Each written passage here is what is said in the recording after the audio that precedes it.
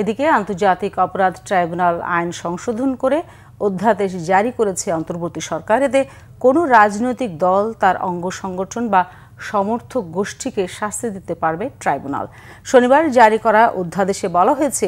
এই আইন বা প্রযোজ্য অন্যান্য আইনে যা কিছুই থাকুক না কেন, যদি ট্রাইব্যুনালের কাছে প্রতীয়মান হয় যে কোনো সংগঠন এই আইনের ৩ ধারা উপধারা ২ এর অধীন কোনো অপরাধ সংগঠন করেছে, আদেশ দিয়েছে, চেষ্টা করেছে, সহায়তা করেছে, উস্কানি দিয়েছে, মদদ দিয়েছে, ষড়যন্ত্র করেছে,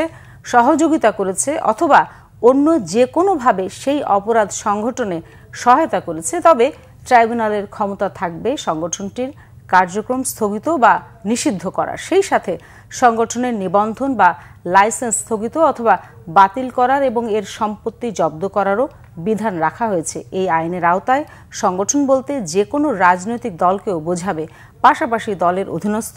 সম্পর্কিত বা সংশ্লিষ্ট কোনো সংগঠন অথবা গোষ্ঠীকেও বোঝাবে।